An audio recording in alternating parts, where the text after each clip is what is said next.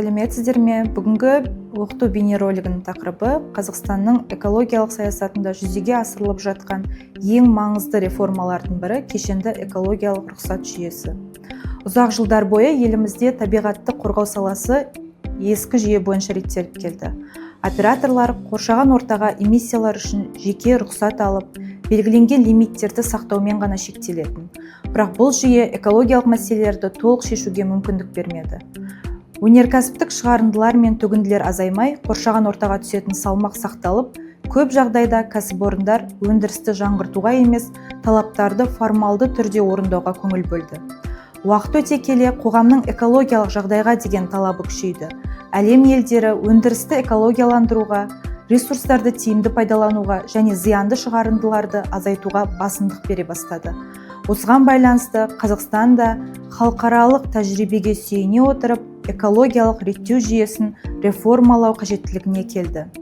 Осы ретте дамыған елдерде кеңінен пайдаланатын ластаушы төлейді және алдын алады қағидаты енгізілді. Әсіресе Еуропалық одақ елдерінің тәжірибесі негізге алынып, нәтижесінде елімізде жаңа экологиялық кодекс қабылданып, кешенді экологиялық рұқсат жүйесі енгізілді. Жалпы кешенді экологиялық рұқсат бұл кәсіпорынның қоршаған ортаға әсерін кешенді түрде реттейтін жаңа механизм. Кешенді экологиялық рұқсат жүйесінің негізгі ерекшелігі ең үздік қолжетімді техникаларды енгізу, яғни қоршаған ортаға зияны аз, энергия мен ресурсты үнемдейтін тиімді технологияларды пайдалану. Ескі жүйеде кәсіпорын белгілі бір төлем жасап, ескі технологиямен жұмысын жалғастыра берсе, жаңа жүйеде өндірісті жаңғыртуға нақты талап қойылды. Яғни кәсіпорын тек рұқсат алып қана қоймай, экологиялық көрсеткіштерін кезең-кезеңмен жақсарту міндеттелді. Бұл өзгерістер бірқатар маңызды нәтижелерге қол жеткізуге мүмкіндік береді. Атап айтқанда, атмосфераға бөлінетін зиянды шығарындылар мен төгінділер көлемі қысқартылады, объект операторларының экологиялық жауапкершілігі күшейеді. Сонымен қатар өндірісте заманауи техникаларды қолдану арқылы энергия мен ресурстарды тиімді пайдалануға жол ашылады. Бұдан бөлек ең үздік қолжетімді техникаларды енгізіп, кешенді экологиялық рұқсат алған кәсіпорындар экологиялық төлемдерден босатылады. Бүгінде кешенді экологиялық рұқсат жүйесі Қазақстанның жасыл экономикаға көшуіндегі маңызды қадамдардың біріне айналып отыр. Бұл тек заңнамалық өзгеріс қана емес, табиғатқа деген жаңа көзқарас пен жауапкершіліктің көрінісі. Экологиялық реформаның негізгі мақсаты экономиканың дамуы мен қоршаған ортаны қорғау арасындағы тепе-теңдікті сақтау. Ал кешенді экологиялық рұқсат жүйесі осы мақсатқа жетудің тиімді құралдарының бірі болып саналады. Аталған мемлекеттік қызмет түрі қоршаған ортаны қорғау саласындағы уәкілетті органмен e-лиценз порталы арқылы көрсетіледі. Қазақстанда кешенді экологиялық рұқсат жүйесіне көшу кезең-кезеңмен жүзеге асырылуда. Ең алдымен бұл талаптар қоршаған ортаға әсері жоғары ірі өнеркәсіптік кәсіпорындарға енгізілуде. Себебі дәл осы өндіріс орындары атмосфералық ауаға, су ресурстарына және топыраққа түсетін негізгі экологиялық жүктеменің басым бөлігін құрайды.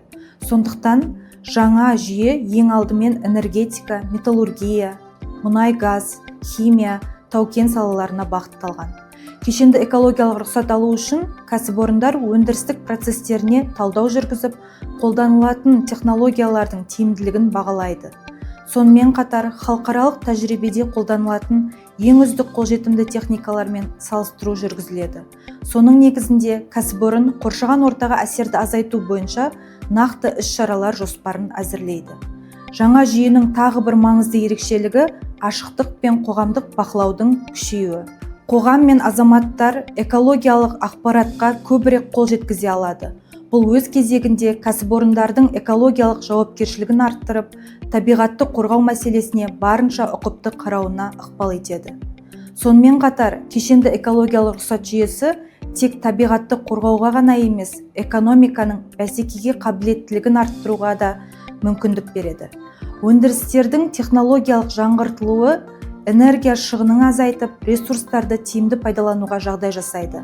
Бұл ұзақ мерзімді перспективада кәсіпорындардың шығарындыларын қысқартып, өнім сапасын арттыруға оң әсерін тигізеді. Мемлекет тарапынан да кәсіпорындарды жаңа жүйеге бейімдеу бойынша қолдау шаралары қарастырылған. Атап айтқанда, ең үздік қолжетімді техникаларды енгізетін кәсіпорындарға экологиялық төлемдер бойынша ынталандыру тетіктері ұсынылады. Бұл бизнеске өндірісті экологиялық талаптарға сәйкестендіруге қосымша мүмкіндік береді. Осындай жүйелі өзгерістер арқылы Қазақстан экологиялық қауіпсіз, технологиялық дамыған және тұрақты экономикасы бар мемлекет құру жолында маңызды қадамдар жасауда. Табиғатты қорғау баршамызға ортақ міндет. Назар қойып тыңдағандарыңызға рахмет.